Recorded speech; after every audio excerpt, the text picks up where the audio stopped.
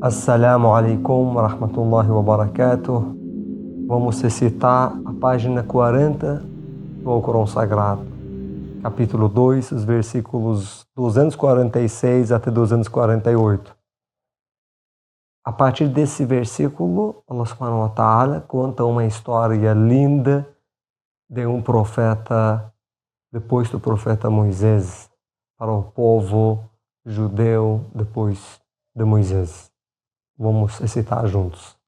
A'udhu billahi minash shaitanir rajim. Bismillahir rahmanir rahim.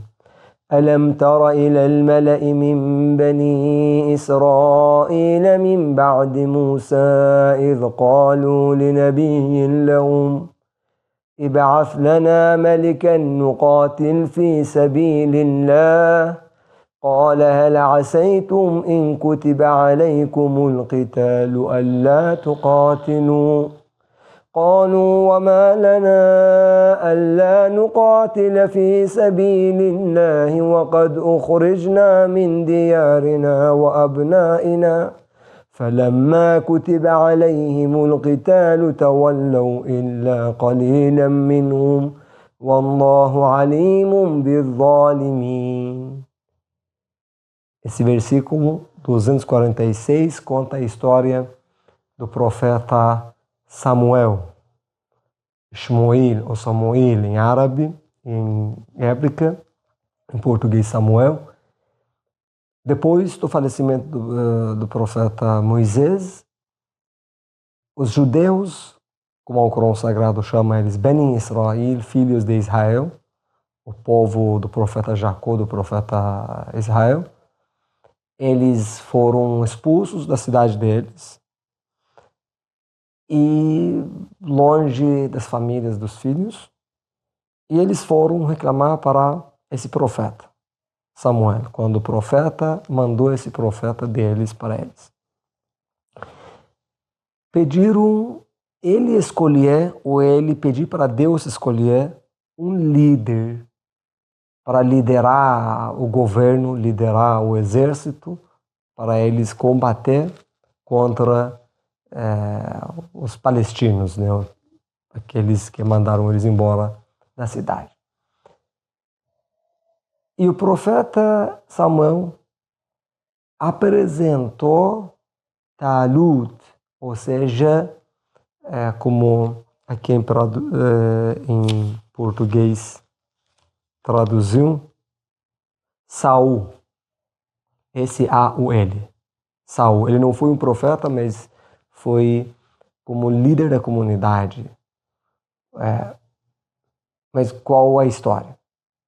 Ele era um pastor, ele foi procurar os carneiros, os cordeiros que ele perdeu, chegou à cidade, foi e encontrou o profeta Samuel.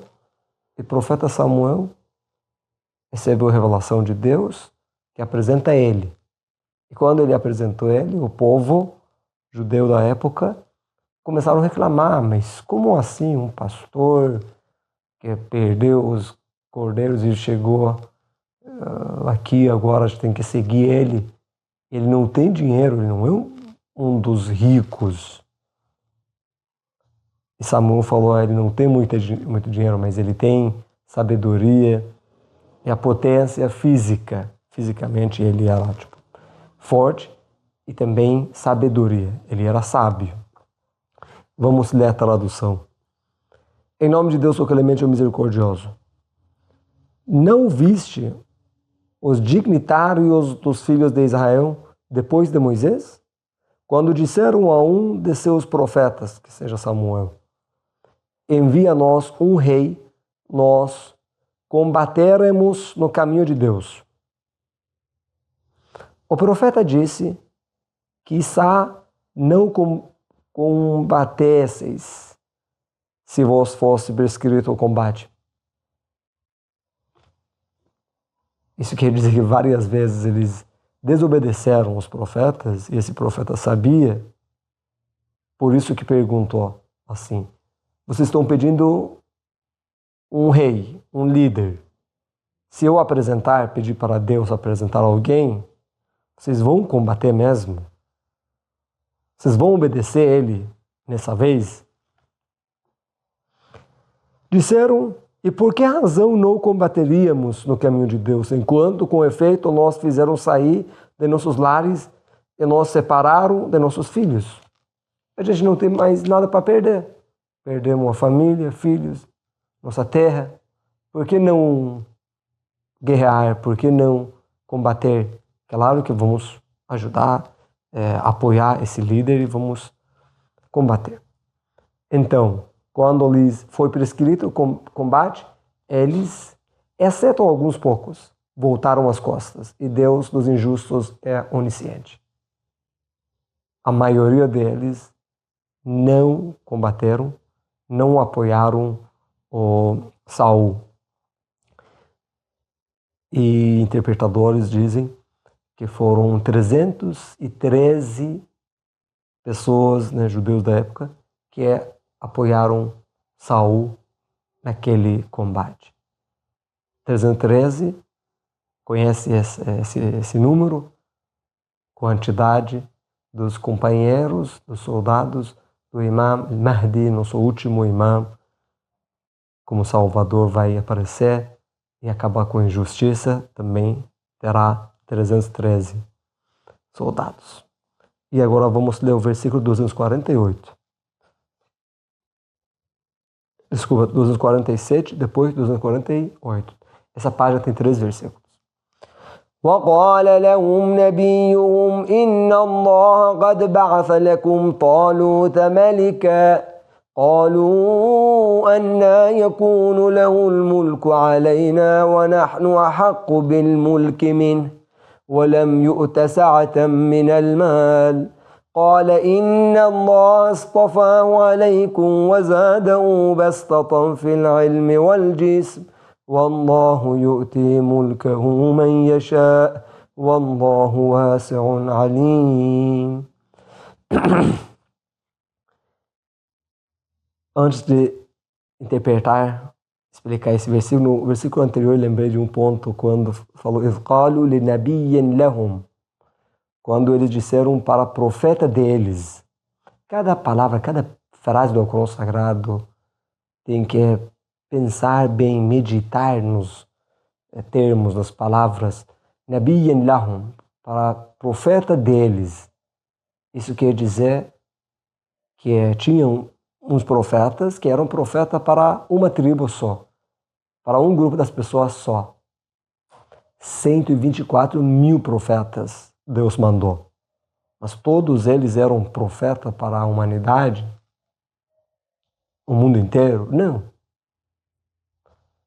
Então, vários profetas, às vezes um profeta era profeta para a família dele só. Então, esse profeta Samuel também para o povo dele. Mas 5 profetas, Noé, Abraão, Moisés, Jesus e Muhammad, são profetas que na época deles, até chegar o próximo profeta, eles eram profetas da humanidade, para o mundo inteiro, e as leis, as práticas também do profeta Moisés, na época dele, era obrigatório para todo mundo seguir, até que chegou o profeta Jesus. Aí Jesus se tornou profeta, líder da humanidade. E depois, quando chegou o profeta Muhammad sallallahu alaihi, já venceu parte da prática. E todo mundo tinha que seguir as leis do islamismo. Deus, na verdade, completou através de vários profetas a religião única dele. Mas parte da teologia é uma só. Adorar Deus único, crer no dia da ressurreição, crer na morte, crer no invisível, crer nos profetas e várias crenças que são iguais. Se agora as religiões monoteístas têm umas diferenças, porque as religiões foram mudadas, alteradas. Senão, era igualzinho. Se todos os profetas tivessem morados, por exemplo, vivos agora, todos juntos, não teriam nenhum problema, nenhuma diferença entre eles. Agora vou traduzir o versículo 247. E seu profeta lhes disse: por certo Deus com efeito enviou-vos Talut, Saul, por rei. Ele apresentou Talut como um rei. Disseram: como ele pode ter a soberania sobre nós enquanto temos prioridade sobre ele, da soberania? E a ele não foi concedida abundância de riquezas. Ele não é um dos ricos. Então a gente tem prioridade. Um da gente merece o governo, não ele. Mais uma reclamação daquele povo. O profeta disse, o profeta Samuel: por certo, Deus escolheu-o sobre vós. Foi Deus que escolheu ele. Deu essa prioridade sobre vocês. Não foi eu. E vocês pediram para mim, pedi para Deus. E Deus, né, escolheu ele e acrescentou-lhe grandeza em ciência e em força física. Ele é forte fisicamente e sábio. E por isso Deus escolheu ele. E Deus concedeu sua soberania, e Deus concede sua soberania a quem quer.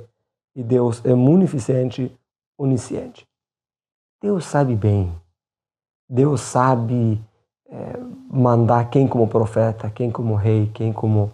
Então temos que respeitar. Na época do profeta Muhammad falavam a mesma coisa. Não, esse profeta é um dos filhos de Ismael. E nossos profetas eram filhos de Isaac. O profeta tem que ser filho de Isaac.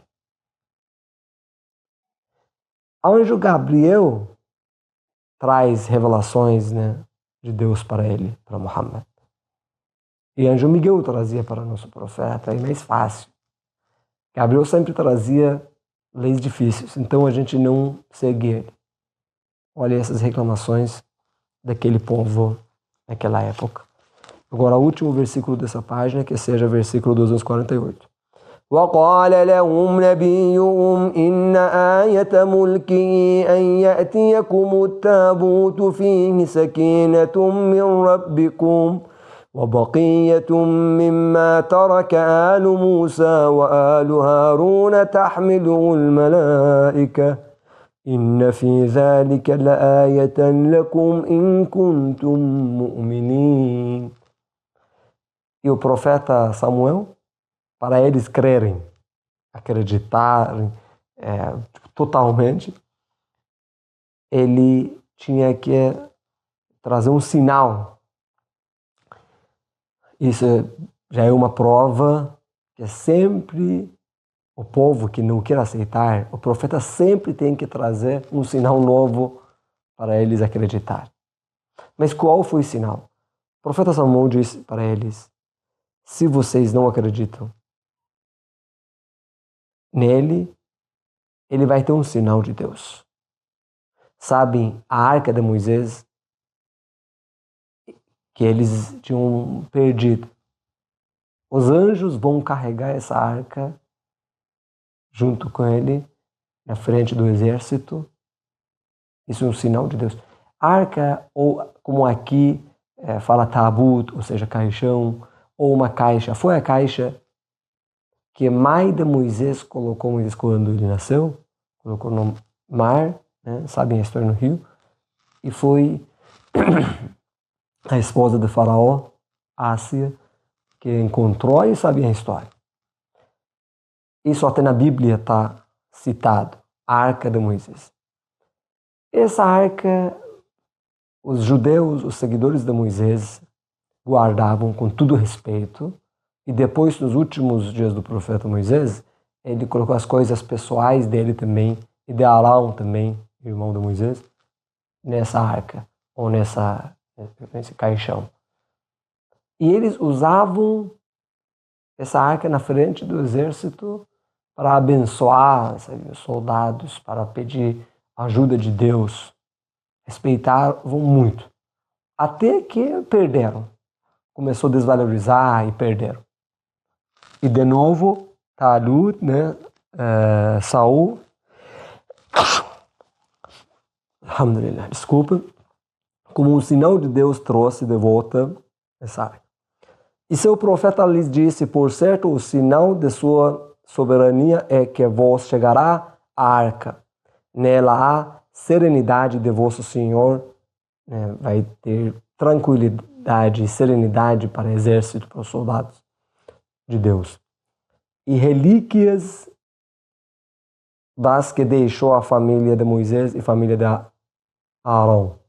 Os anjos a carregarão. Os legados ou heranças ou relíquias de Moisés e Arão. Por certo, há nisso um sinal para vós, se sois crentes.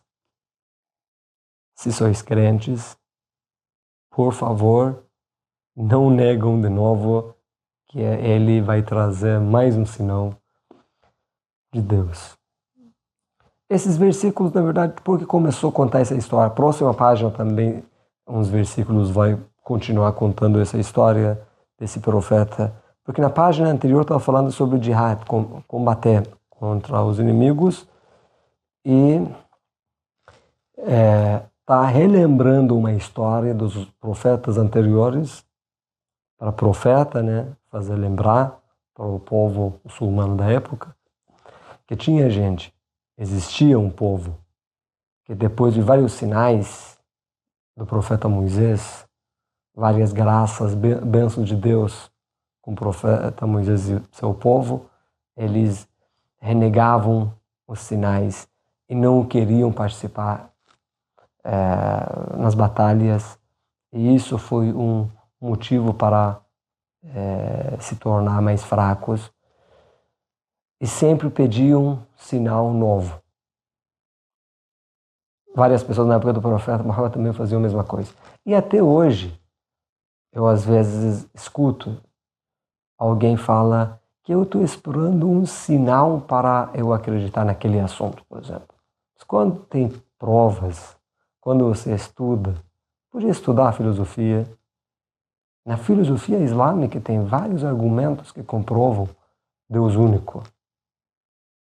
Teologia, você estuda bem esses temas e quando você tem sabedoria, conhecimento, esse conhecimento traz fé ou fortalece sua fé. Se já foi fiel. Então estou esperando um sinal. Deus tem que mandar um profeta para cada pessoa separada. Que não sejamos renegadores da fé.